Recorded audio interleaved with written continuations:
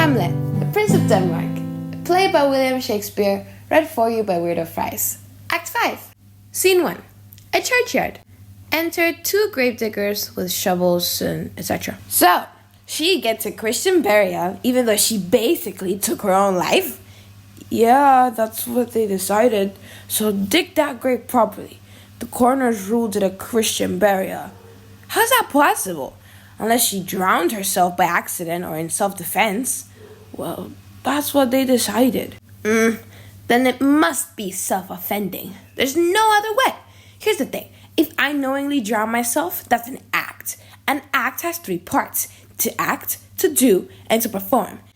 Therefore, she drowned herself on purpose. Wait, hold on. Let me finish. Here's the water, okay? Good. Here's the man. Good. If the man goes over to the water and drowns himself, then, like it or not, he's done it himself. Get that? But if the water comes to him and drowns him, then it isn't really his doing. Therefore, if someone isn't directly responsible for their own death, they didn't really cut their own life short. But wait, is that actually the law? Yep, sure is. Crowner's quest law. You wanted the honest truth? If she hadn't been a lady of status, they'd have buried her outside the churchyard. No Christian funeral at all. Exactly! That's it! And it's real shame that rich folks get special treatment when they choose to drown or hang themselves, while ordinary Christians don't. Hand me my shovel. The only truly ancient gentlemen left are gardeners, ditch diggers, and grave diggers. We're the ones still working Adam's first job. Wait, Adam was a gentleman? Of course! He was the first man to ever carry arms. What are you talking about? He didn't have any arms. What? Are you some kind of heathen? Don't you know your Bible? It says Adam dug the earth. How could he dig without arms? Alright, let me ask you something else. And if you can't answer it properly, you'd better confess. Alright. Go on. Who is it that builds something stronger than a mason, a shipbuilder, or a carpenter? Oh, easy. The one who builds gallows. That thing lasts longer than 1,000 people living under it. I like your answer, truly. The gallows is clever. But why is it clever? Because it's good for those who do bad. Now, you were wrong to say the gallows is built stronger than the church. Therefore, the gallows might suit you just fine. Alright, let's try again. Come on. Okay. Who really does build stronger than a mason, a shipbuilder, or a carpenter? Yes, go on then. Tell me that, and we can be done with it. Alright, I think I've got it. Out with it! Damn. Nope, I've got nothing. Enter Hamlet and Horatio walking in the distance. Don't bother trying to think any harder. Your slow brain isn't going to get faster no matter how much you beat on it. And next time someone asks you that question, just say, a grave digger. The houses we build last until doomsday. Now go find Johan and bring me a mug of ale. Second gravedigger exits. First gravedigger keeps digging and sings. When I was young and in love, I thought it was oh so sweet. But time caught up with me, alas, and nothing seemed quite right. Doesn't this guy feel anything at all about his work? He's out here digging graves and singing. He's so used to it that it just feels normal to him now. Yeah, that's true. People who don't work much tend to stay more sensitive about things.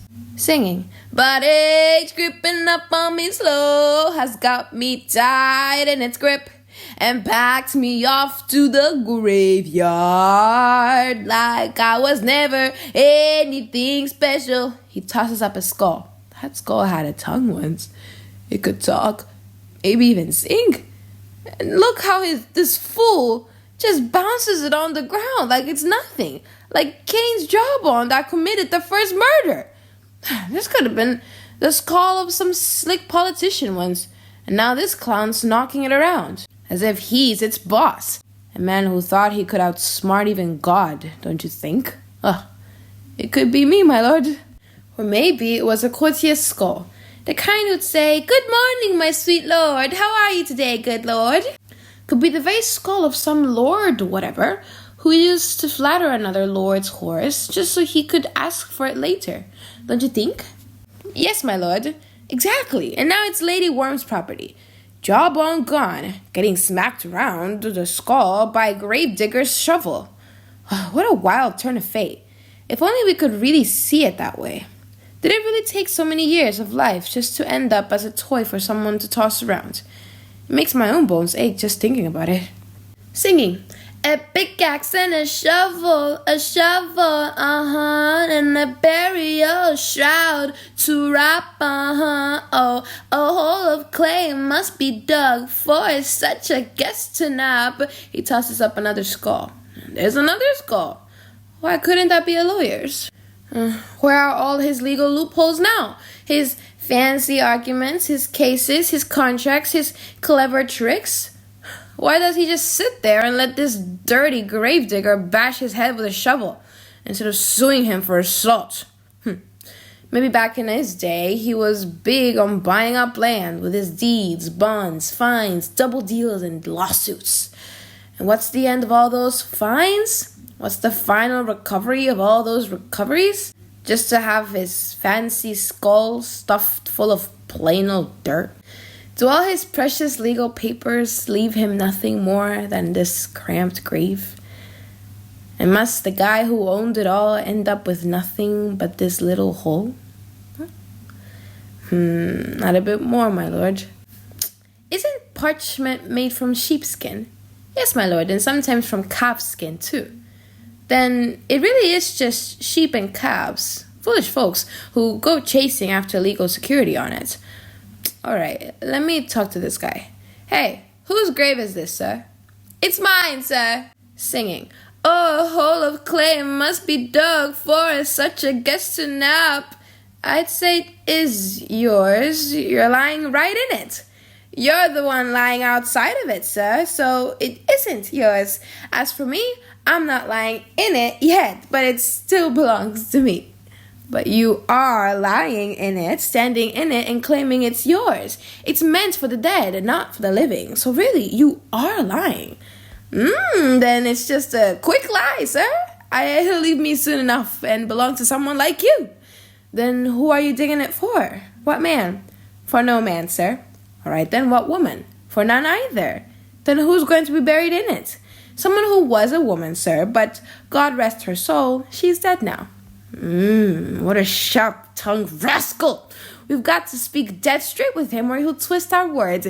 By God, Horatio, I've noticed this the past 3 years. Times have changed so much that the peasant's toe is stepping right on the courtier's heel and giving him blisters. So, how long have you been digging graves? Oh, well, now, of all days, I started this job on the very day old King Hamlet beat Fortune Prize. And how long ago was that? Don't you know that? Even an idiot could tell you. It was the same day young Hamlet was born. Him that's gone mad and got shipped off to England. Aye, right. And why was he sent to England? Why? 'Cause he's mad. Maybe he'll get his sanity back over there. And if he doesn't, well, it won't matter much. Why is that? Because nobody will notice. Everyone over there is just as crazy as he is. Okay. And how did he go mad? They say it happened in a strange way. Strange how? Well, just by losing his mind, that's all. But what was the reason? On what grounds? Oh, why, right here in Denmark. I've been the grave digger here, man and boy, for 30 years. How long does a body lie in the ground before it starts to rot? Well, if he isn't half rotted already when he dies, like so many nowadays, eaten up with disease, then he'll usually last you about 8 or 9 years underground. A tanner lasts you 9 years. And why does he last longer than other men? Because, sir, his skin's been so toughened by his work that it keeps the water out for ages. And water is what really rots a corpse fast. Here, look at his skull. This one's been on the ground 23 years. Whose skull was it? It belonged to a mad rogue, sir. Who do you think? I have no idea. Curse him for a wild rascal. Once he dumped a whole mug of Rhenish wine right over my head. This very skull here, sir, that was Yorick's skull, the king's jester. This one? The very same. Let me see it. Takes the skull. Alas, poor Yorick. I knew him, Horatio, a man full of jokes and wild ideas. He carried me on his back 1,000 times, and now just thinking of it makes me sick to my stomach. Here were those lips I kissed so many times I couldn't even count. Where are your jokes now? Your silly little dances, your songs, those bursts of laughter that used to make everyone howl? Nothing left. Not even a grin to mock death itself. All caved in. Now go to the ladies' room and tell her that no matter how thick she lays on her makeup, she'll end up just like this. Let's see her laugh at that. Horatio, tell me one thing. What is it, my lord? Do you think Alexander the Great looked like this when he was buried? Just like that. And smelled like this, too? Ugh! Throws down the skull. Even so, my lord. Think about it, Horatio. How low can we end up? Why can't we imagine Alexander's noble dust ending up plugging a beer barrel? That's thinking a bit too deeply about it, my lord. No, truly. Not too far-fetched at all. If we just follow it reasonably, it goes like this. Alexander died, Alexander was buried, Alexander turns to dust, dust becomes earth, we make clay from earth, so why shouldn't that clay Alexander turned into end up plugging a beer barrel? And mighty Caesar, once dead and turned to clay, might be used to fill a crack or keep out the wind. Oh, to think the very earth that once held the whole world in fear could end up patching a wall against a winter draft. But wait, hold on, step aside. Here comes the king. Enter priests, the body of Ophelia, Laertes, and mourners, the king, queen, and their train. The queen, the courtiers, who are they following? And with such half-done funeral rites? That shows the one they're burying must have ended their own life. Someone of noble rank, too. Let's crouch here for a bit and watch. He steps back with Horatio. What other rites are there? That's Laertes, a truly noble young man. Watch him. What other rites are there? We've already done as much for her funeral as the rules will let us. Her death was suspicious, and if it weren't for a royal command bending the law, she should have been buried outside consecrated ground until Judgment Day. Instead of prayers, we'd have thrown shards, stones, and gravel over her. But here she's still allowed the rites for a virgin, flowers to scatter on her grave, and the proper ringing of bells and burial ceremony. Is that really all? Nothing more can be done? Nothing more. We'd be disrespecting the proper rites for the dead if we sang solemn requiems or prayed for her soul the same way we do for those who died peacefully. Lay her in the ground, and may violets grow from her pure, untouched flesh. I'm telling you, you harsh priest, my sister will be an angel serving in heaven while you lie screaming in the grave. What is this for fair Ophelia? Queen scattering flowers, sweets for the sweet. Farewell. I'd hoped you have married my Hamlet.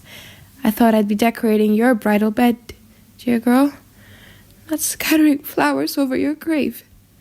Oh, triple sorrow. Let it fall 10 times heavier on the damned head whose vile act robbed you of your gentle smile. Hold back the earth a moment so I can hold her in my arms once more. He leaps into the grave. Now heap the dirt over both the living and the dead, until this flat grave becomes a mountain, taller than Pelion or the towering peak of blue Olympus. Hamlet stepping forward. Oh, who is this? Whose grief is so intense it sounds like it could stop the stars in their tracks and leave them stunned, just listening. It's me, Hamlet the Dane. He leaps into the grave. Laertes grabbing him. The devil take your soul! That's not much of a prayer. Now get your hands off my throat. I'm not usually quick to anger or reckless, but there is something dangerous in me, and you'd be smart to watch out for it. Take your hand off me! Pull them apart! Hamlet! Hamlet! Gentlemen! My good lord, calm yourself. The attendants pull them apart, and they both climb out of the grave. Why, I'd fight him on this matter until my eyes can't even blink anymore. My son, what's the matter? I loved Ophelia. 40,000 brothers couldn't add up all their love to match what I felt for her. What will you do for her? Oh, he's mad, Laertes. For God's sake, leave him be. God's wounds. Show me what you'll do. Will you cry? Will you fight? Will you starve yourself? Will you rip your own body apart? Will you drink vinegar? Eat a crocodile? I'll do it too. Did you come here just to whine? To try and outdo me by jumping into her grave? Fine, get buried alive with her. I'll jump in too. And if you start ranting about making mountains, let them dump millions of acres of dirt on us until the top of our skulls burns in the sun. And mighty Mount Hoshad looks like a pimple by comparison. No, if you're going to shout and boast, I can run just as loudly as you. This is nothing but madness, and for a while it'll run its course on him. And soon enough, like a mother dove quietly brooding over her hatched chicks, he'll sit there in sad, silent sorrow again. Listen here, sir. Why are you treating me like this? I always loved you. But never mind. Even if Hercules himself tried to stop it, the cat will still meow, and the dog will still have his day. He exits. Please, good Horatio, go after him.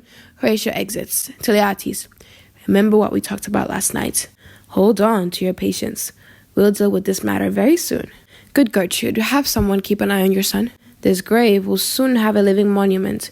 We'll have a brief moment of calm soon enough. Until then, let's be patient with how this plays out. They all exit. Scene 2. A hall in the castle. Enter Hamlet and Horatio. Alright, that's enough about that. Let's look at the other thing. You remember everything that happened, right? Of course I remember, my lord. Listen, inside me there was this restless battle going on, and it kept me from sleeping. I felt worse off than mutineers chained up in irons. So I acted rashly, and thank God for rashness sometimes. It shows us that even when our careful plans fall apart, our impulsive choices can still work out. That should remind us there's some higher power guiding how things end. No matter how rough or messy, we start shaping them. That's absolutely true. So I got up from my cabin, just threw on my sea cloak, and in the dark I felt my way to where they were sleeping. Got what I wanted, laid my hands on their packet of papers, and slipped back to my room. Then, forgetting all politeness because of my fear, I broke the royal seal on their commission. And what did I find, Horatio? Oh, royal treachery. It was a direct order, dressed up with all kinds of fancy justifications, claiming it was for the good of Denmark and even England, and it was full of horror stories about me, so urgent that the moment they read it, without wasting a second, not even enough time to sharpen the axe, they were to cut off my head. Is that really possible? Here's the commission. Read it when you've got time. But do you want to hear what I did next? Please tell me. Finding myself trapped all around by their treachery, before my brain could even start its usual overthinking, I just sat right down and drafted a new commission, writing it out clean and proper. I used to think, like all those politicians, that it was beneath me to write neatly, and I'd worked hard to forget how. But this time, knowing how to write fair really saved me. Want to hear what I actually wrote? Yes, please, my lord.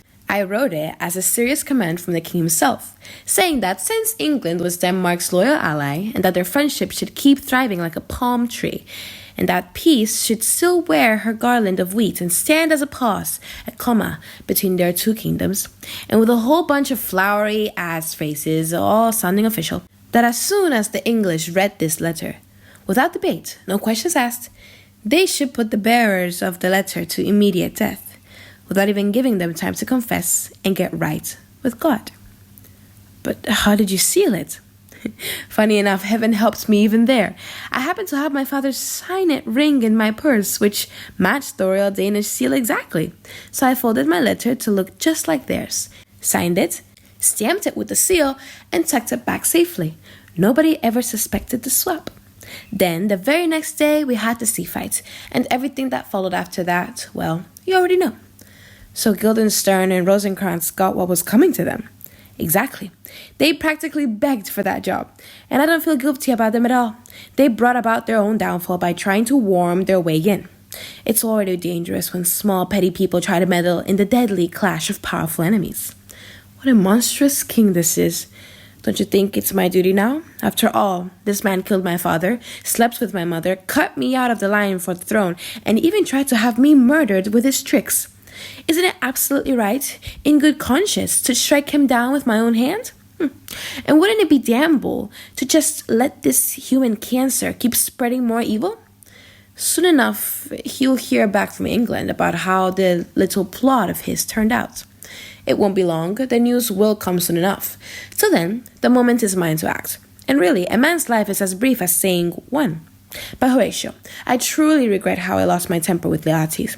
Seeing his grief is like looking in a mirror at my own. I'll try to win back his friendship, but the boldness of his sorrow, it's fired me up into such a rage. Quiet, who's this coming? Enter Osric. Your lordship, welcome back to Denmark. Much obliged, sir. Do you know this little waterfly? No, my good lord, I don't. All the better for you. Not knowing him is really a blessing, because it's practically a sin to be familiar with the likes of him. He owns a lot of land, good, fertile land, but let some dumb beast be the lord of other beasts, and he'll still get to sit at that king's table. He's like a jackdaw, loud and useless. But as I said, he does own plenty of dirt. My gracious lord, if you have a moment, I have a message to deliver to you from His Majesty. I'm all ears. Tell me at once. And put your hat back on properly. It belongs on your head. Oh, thank you, my lord. It's just that it's very hot. No, really, it's quite cold. The wind's blowing from the north. Well, yes, my lord. It is rather chilly, truly. But to me, it feels terribly hot and muggy. Doesn't suit my complexion at all. Oh, yes, terribly hot, my lord. Really stifling. I can't quite explain it. But anyway, my lord, His Majesty asked me to tell you that he's placed a big wager on you. Sir, here's what it's about. Please, don't forget. Gestures again for Osric to put his hat on. No, truly, my lord, I'd rather keep it off just for comfort, truly. Now then, sir, Leates has just returned to court, and believe me, he's a perfect gentleman, refined in every possible way, gracious in conversation, and makes quite the impression. Honestly, to describe him properly, he's like the very map or guidebook of nobility. You'll see in him every quality a true gentleman should have. Sir, your praise of him loses nothing in the telling, though I know if we tried to list all his qualities one by one, we'd overload anyone's memory and still not quite keep up with how fast he actually outpaces praise. But truly, in all honesty, I do believe he's a man made of the finest qualities, so rare and scarce that, to describe him truthfully, his only equal is his own reflection, and anyone else trying to copy him would just be a shadow, nothing more. My lord, you describe him perfectly, spot on. And the point of all this, sir? Why are you smothering this gentleman's name in all our clumsy talk? Sir? Can't you just say it in plain language? You really can do it, sir. What's the point of bringing this gentleman's name up? You mean Leates? His bag of fancy compliments is empty already. He spent all his golden words. Yes. About him, sir? Ah, yes, I know. You're well aware. I wish you did think I was ignorant, sir. Though honestly, even then, it wouldn't exactly make me look better. Well, sir, you surely know just how skilled Leates is. I wouldn't dare admit that. Otherwise, it might sound like I'm putting myself on his level. And truly knowing another man's worth really means knowing your own. I mean, sir, with his weapon, his skill at fencing, and when it comes to the praise people give him, he really has no equal. What's his best weapon? Rapier and dagger. So 2 weapons then. Fair enough. The king, sir, has bet 6 fine Barbary horses on him, and in return, as I understand it, Leates has staked 6 French rapiers and daggers, along with all their carriages, belts, hangers, and so on. 3 of the scabards, by the way, are especially fancy, perfectly matched to the hilts, very elegant and rather showy in style. And what exactly do you mean by carriages? Ah, I knew you'd need him to explain the footnote before he finished. The carriages, sir, are the hangers, the belts and straps for carrying the swords.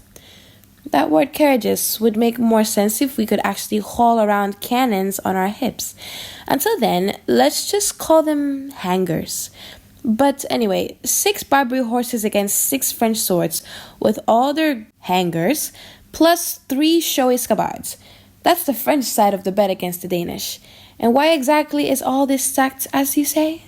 The king, sir, has wagered that in 12 bouts between you and Leates, he won't score more than 3 hits above you. The king's betting 12 to Leates' 9. And they're ready to start right away, if your lordship would just agree. And what if I say no? I mean, my lord, just you stepping up to face him in the match, that's what they're waiting on. Sir, I'll be here walking in the hall. If it pleases the king, it's about time of day I usually got some exercise. Let them bring the foils. If Leates is ready and the king still wants this match, I'll try to win it for him if I can. If not, all I'll get is my embarrassment and the few extra hits Leates might score. Shall I take your answer back just like that? Yes. Give them that message, sir. Add whatever fancy words you like. I offer my humble duty to your lordship. Yes, yours. Exit Osric. He's wise to praise himself. There's no one else around who'd bother to do it for him. This little lapwing runs off, still wearing half his head show. All show, no substance. He was already bowing and flattering his nurse before he'd even finished suckling. That's what he is. And there's plenty more like him nowadays. The sort our shallow age drools over. All they've really got is the latest lingo and the right look for conversation. A frothy mess of empty phrases that floats them through every refined and fashionable opinion. But blow on them just once, test them, and pop, the bubbles vanish. Enter a lord. My lord, his majesty sends you his message through a young Osric, who now tells the king that you're waiting for him in the hall. The king wants to know if you're still willing to fence with Leates now, or if you prefer to wait a bit longer. I'm set on my course. I'll go along with whatever timing the king wants. If he's ready, so am I. Now or whenever. Just as long as I'm in as good shape as I feel right now. The king, queen, and everyone else are on their way down. Perfect timing then. The queen asks that you speak kindly to Leates before you start the match. She gives wise advice. Exit lord. My lord, you're going to lose this bet. I don't think so. Since he left for France, I've kept practicing pretty steadily. With the handicap the king sets, I should win. But you wouldn't believe how heavy my heart feels right now. Still, it doesn't matter. No, my good lord, don't say that. It's probably just nonsense, but it's the sort of uneasy feeling that might rattle even a woman's nerves. If your gut tells you something's wrong, listen to it. I'll hold them off and say you're not ready. Not at all. Forget omens. Even the fall of a sparrow is guided by fate. If it's meant to happen now, it won't happen later. If it's not meant to happen later, it will happen now. And if it's not meant now, it'll come eventually. All that matters is being ready. Since no man truly owns what he must leave behind, what does it matter if he leaves it a little early? Enter king, queen, Leates, lords, Osric, and attendants with swords, and etc. Come now, Hamlet. Come, take this hand from me. The king joins Leates' hands with Hamlet's. Forgive me, sir, I've wronged you, but I ask your pardon as one gentleman to another. Everyone here knows, and surely you've heard too, how I've been tormented by madness. Whatever I did that offended your honor or stirred your anger, I declare it was madness that did it. Was it truly Hamlet who wronged Leates? Never Hamlet. If Hamlet was not himself and, in that state, wronged you, then it wasn't Hamlet's doing. Hamlet himself denies it. So who did it? His madness. And if that's true, then poor Hamlet stands among the wrong too, because his madness is his own worst enemy.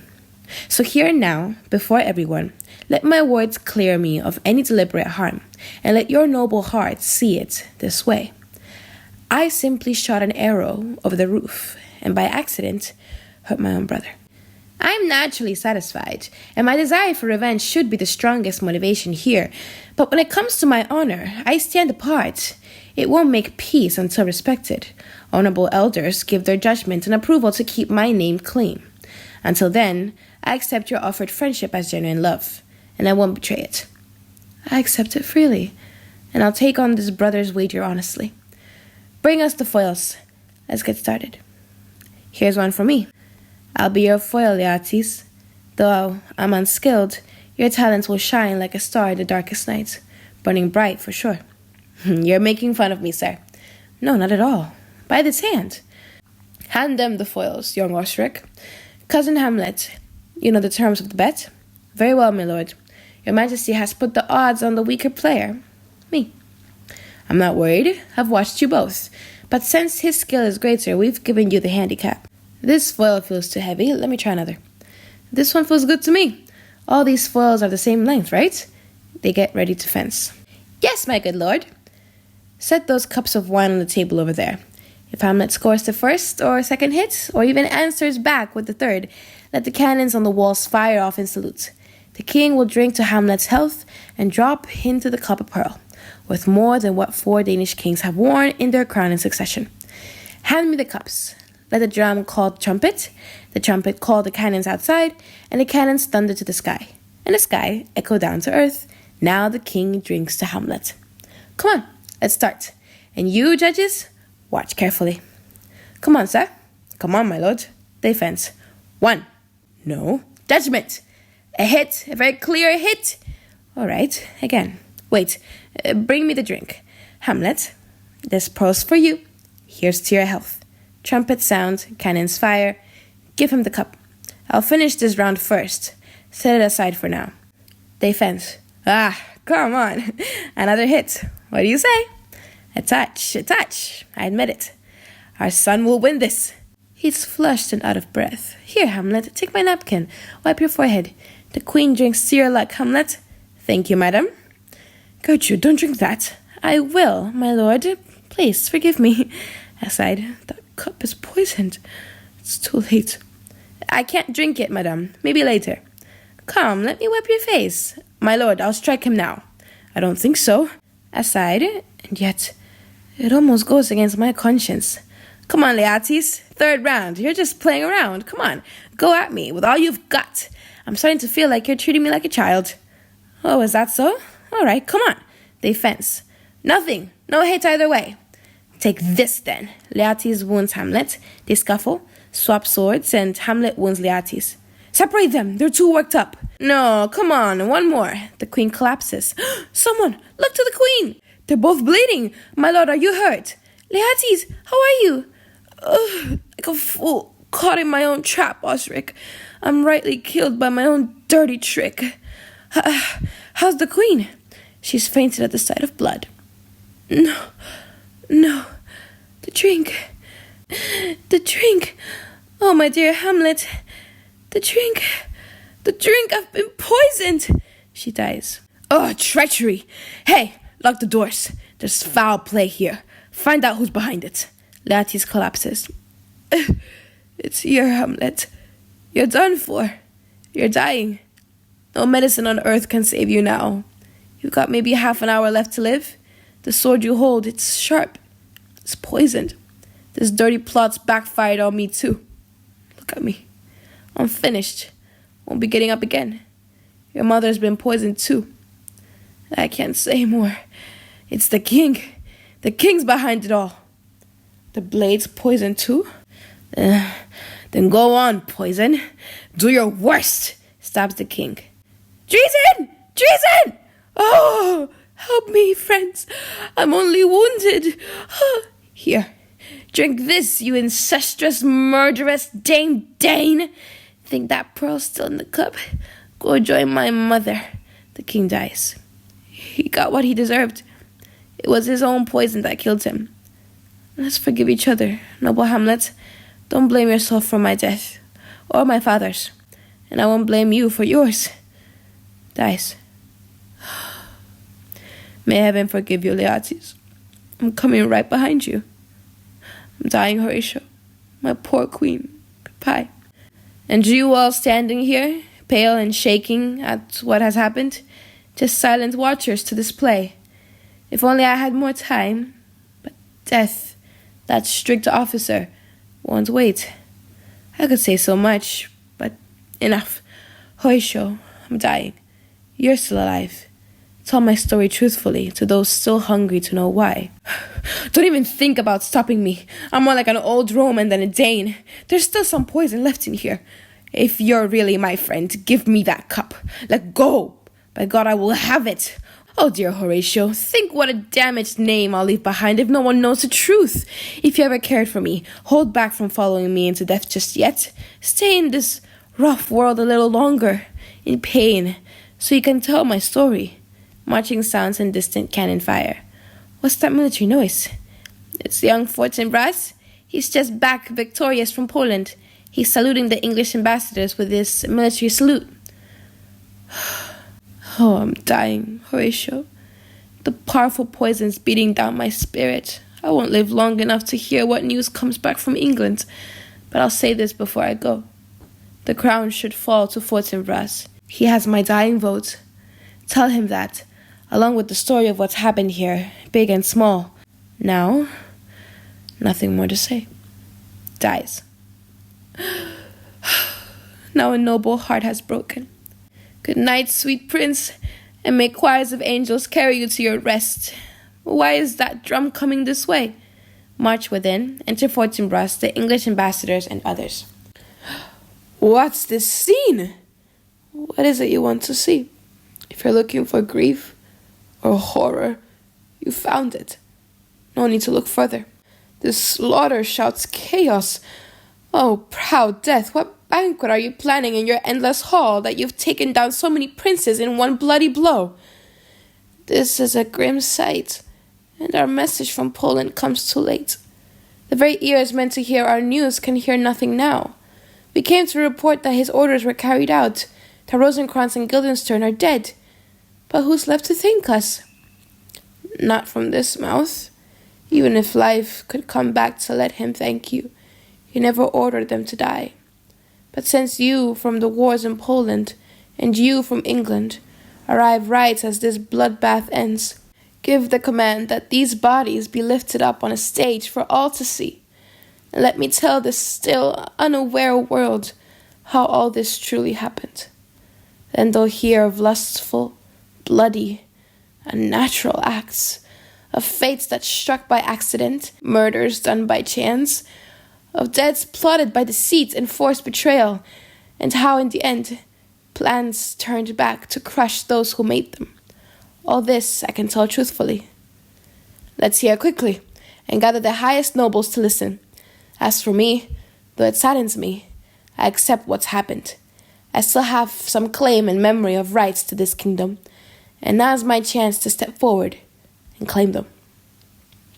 I'll have reason to speak on that too, and share what Hamlet himself said, whose words will carry weight. But let's do this now, while everyone's minds are still reeling, so we don't risk even more trouble from fresh plots and mistakes. Have 4 captains carry Hamlet out like a soldier, for if he had had the chance, he would have proven himself a true king.